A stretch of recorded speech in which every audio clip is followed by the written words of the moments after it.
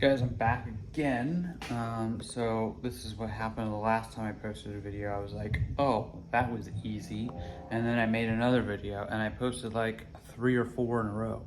So I don't know if that's gonna happen this time, but I mentioned it on the previous video that I just uploaded, the channel update, the me update thing, fall 2025. I think that's what I titled it. I almost feel like I labeled it 2024.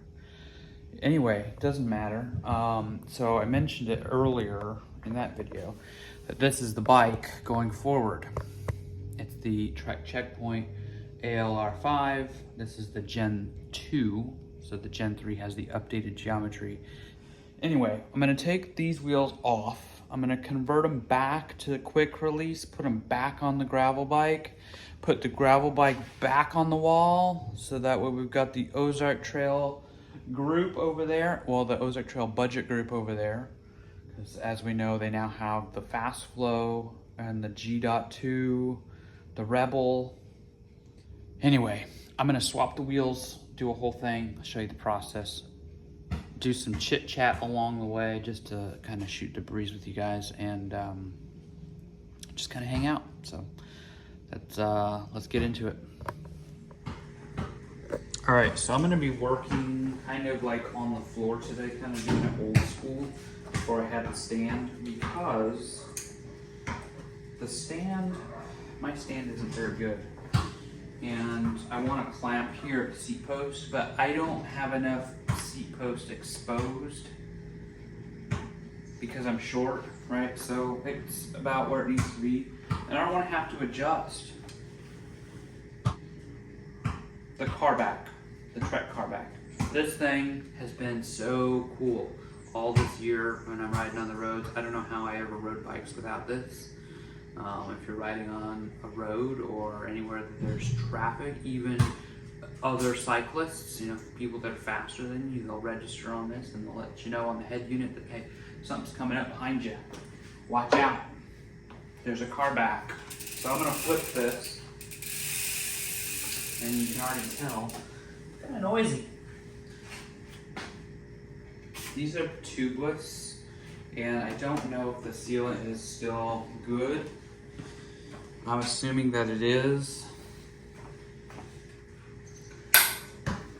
Break it free. I'll show you what I've got here. This is the JG bike, and I converted it. So this through axle was, it wasn't 12, 4 I think, or it was a quick release. Actually, yeah, that's it. That's the thing that's interesting about this. Make sure I'm in the thing. So this is the regular quick release cap, but it's drilled out to support the 12 mil. Just took a drill bit, went all the way through. And it wasn't always a perfect, and it still isn't perfect, but it works. So now I can fit the through axle through here. It's a little bit loose, but the dropouts there kind of make it kind of work. So what I'm gonna do is I'm gonna take these caps back off, and then I'm gonna put the quick releases back on, and then throw this back on the G1 Explorer. I'll take the original wheels and put them back here, so that way I can get the full range of my cassette, and it'll just be proper. And I'll always have these wheels if I want them, you know, as a backup or whatever. I want to go do some actual single track, I can throw these on and we'll be good to go. So let's do that. Let's take front and back off and we'll go from there. All right, so this is the Paradigm SL. So this is the wheel set that actually came off of the Carbon, so the SL bike, and they're basically the same as far as I'm concerned. The only difference is with the SL, I got the tan sidewalls, same tire, Bontrager Girona 700 by 42 actually. I think I said 40 earlier, it's like 742. So I'm gonna throw this in here, and it fits just fine. So it's basically the same deal. And on the front, I don't have to do anything different. Because I already have the rotor on there. Just gotta tighten her down and we're good to go. I also have still my speed sensor in the front. So what I'll have to do for the back though, is I gotta take the cassette off of here.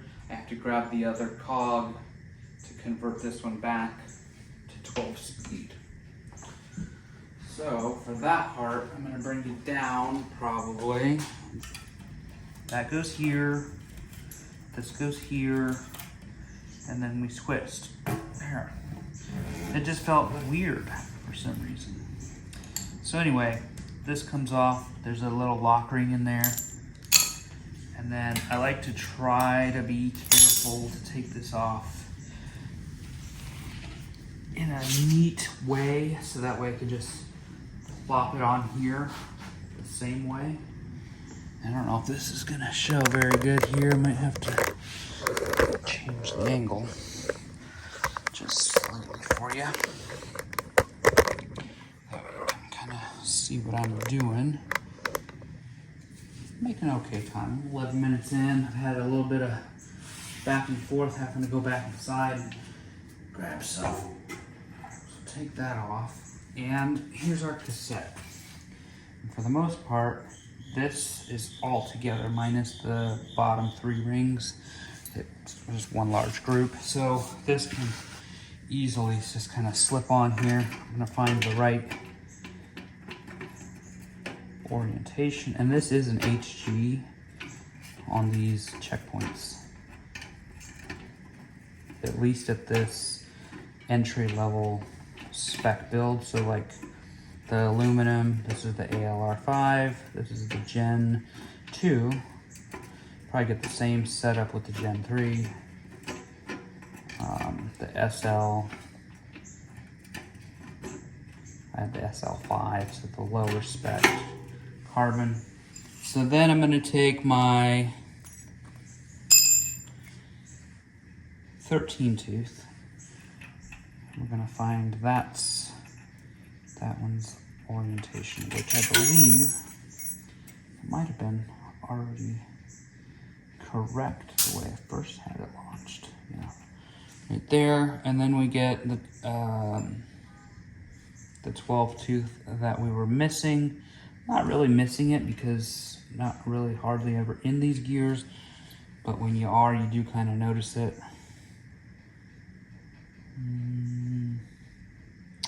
This probably goes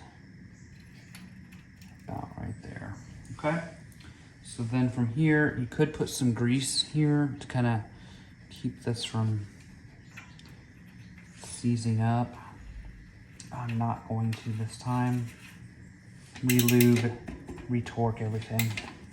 Not to official specs because I don't do that. I just do it to feel. Like this one, never really had an issue. So now we're ready to put this back on. But this, in theory, should just go right into place and pick up right where we left off. Take the axle back in. You can put some grease on that too if you want. It's the other way, I'm sorry. So there we are, we're in. And we should be in business. Let's see. A little bit of crunchy.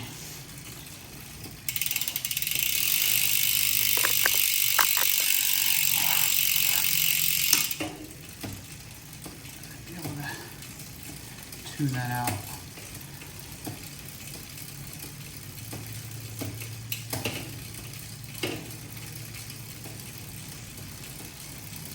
There, probably.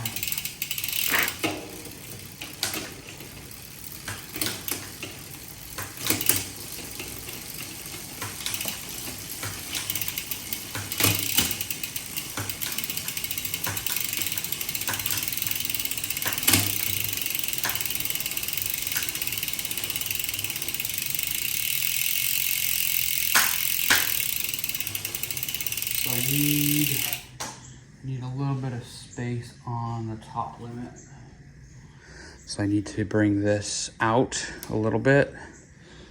Pretty sure it's this one. And what this is gonna allow, I'm gonna do 1/2 turn. It's gonna allow me to push this chain that much farther so that way it can jump onto this. It's currently being blocked here, so this can't derail or push the chain up anymore because it's reaching its limit. So we're gonna push it back or pull this out slightly, bringing the screw out. It gives it more room to move. So we should be able to pop into that top gear now. Let's see if that's true.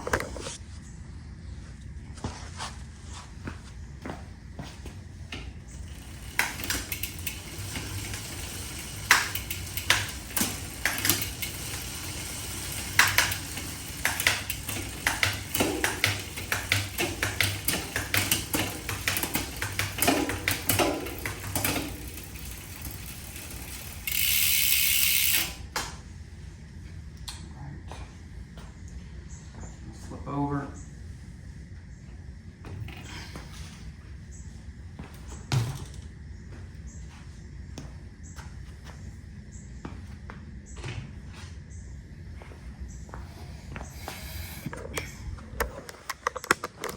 So that one's back, ready to go. Just a small adjustment on the limit screw for the high limit here, so I can get into that 44 tooth in the top, and then the bottom, the low limit was fine. It didn't seem to jump. These aren't the wheels that came with it, but pretty much the same tires, everything. So these will be a little bit faster rolling on the streets. Well, I didn't have enough memory, I guess, or the camera shut off or whatever, for whatever reason, but we got it figured out. The OZARK is back, built. Got to adjust the calipers maybe just a little bit, but it's back. I got to put a seat on it, and that's it. Thanks for watching. See you on the next one.